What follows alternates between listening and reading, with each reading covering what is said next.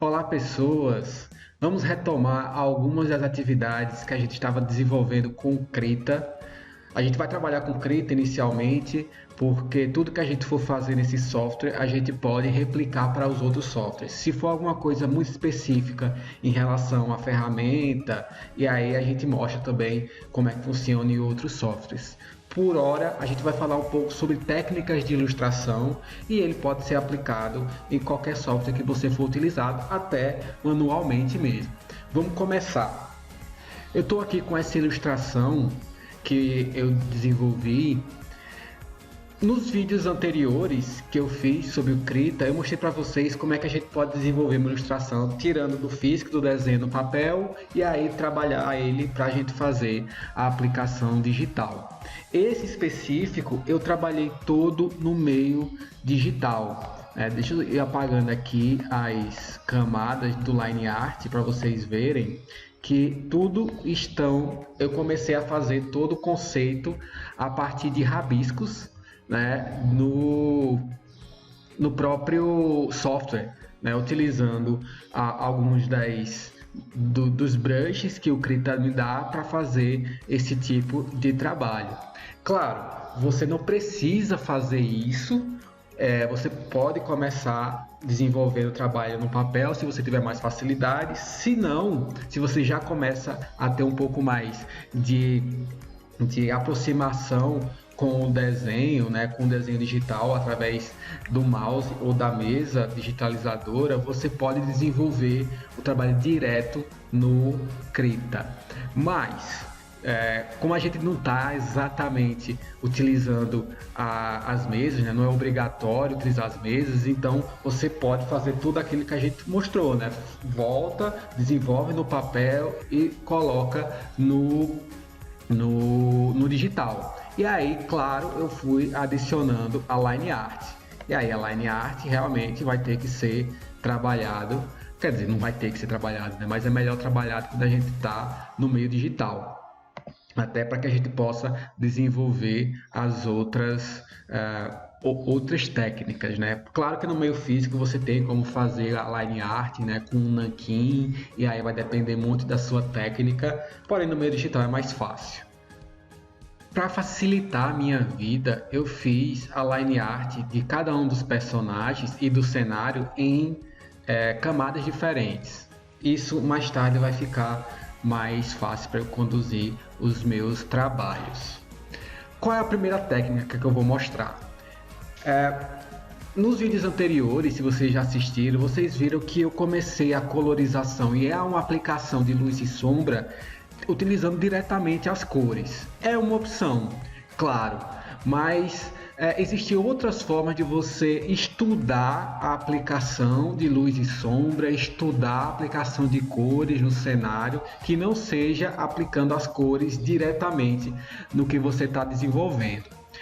O que a gente vai fazer é aplicar essa primeira técnica, né? A gente vai aplicar o cinza chapado de tons diferentes para que a gente possa identificar o que é fundo, o que é personagem, o que é luz e o que é sombra. Isso ajuda a gente a criar um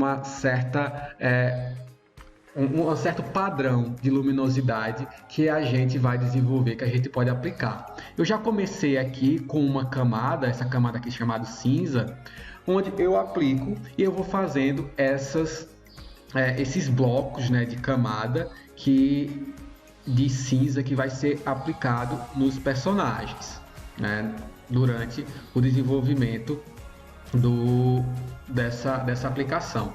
Eu tenho que fazer isso em todos os personagens, né? Esse bloco. Eu posso fazer um bloco só de cinza, ou eu posso fazer um bloco separado para cada um das camadas de line art, né? Que já cada personagem tem uma line art diferente. Mas eu vou trabalhar com essa aplicação de cinza num bloco só. Eu posso fazer com que o vídeo demore 5 horas, né, desenvolvendo e aplicando aqui do jeito que seja bem, que não tenha tantas falhas, né, que se preocupe com os detalhes. Eu já falei para vocês que quanto mais tempo você investe na ilustração, mais detalhado ele fica. Se eu tivesse demorado meia hora para fazer essa ilustração, ela não teria esses detalhes que eu apliquei. Eu demorei bastante para fazer essa ilustração, cerca de, sei lá, 3, 4 horas para fazer essa ilustração, desde o desenvolvimento do rabisco até eu digo rabisco, né, mas é o desenho inicial, né, que é o esboço, e até fazer a line art, né, umas 3, 4 horas para fazer só isso. Ainda vem a parte da pintura, que aplicação de cores, estudo de luz e sombra, tudo isso vem mais tarde, né, mas só para fazer essa aplicação de line art e do esboço para o line art, eu eu apliquei umas 3 horas, né, de trabalho. E aí, se você for fazer sua ilustração, se a ilustração for mais simples, o trabalho vai ser menor. Se ele requer um pouco mais de detalhes, então você pode investir um pouco mais de tempo para que ele tenha os detalhes que você quer. E aí, como eu disse, eu posso demorar muito tempo para fazer essa aplicação desse cinza, né, para que a gente possa desenvolver ele de forma mais detalhada, mas eu não vou perder tanto tempo assim no desenvolvimento de vídeo, então não vou me preocupar tanto com detalhes. Eu vou fazer só desse personagem aqui, para que ele possa ser adicionado aos outros. O que eu estou fazendo é o seguinte: eu estou criando essa unidade de cor nos personagens, para que quando eu for aplicar as cores que não seja o cinza, né, a gente tenha um padrão e saiba exatamente onde é que a gente está aplicando essas cores, né? Vou mostrar mais para frente como é que a gente pode fazer aplicando diretamente nessa camada aqui que a gente está desenvolvendo de cinza. Ó, eu vou fazer isso aqui, ó. Fiz essa camada dos personagens, os outros dois personagens também teria esse mesmo tom de cinza, esse mesmo bloco, né? Mas eu vou criar uma outra camada e eu vou colocar embaixo, porque eu vou chamar essa camada de cinza cenário. Esse cinza, deixa eu colocar aqui, cinza cenário. Esse cinza cenário, eu vou botar ele um pouco mais escuro, né? Para que eu possa diferenciar o que é o cinza do personagem e o cinza do cenário.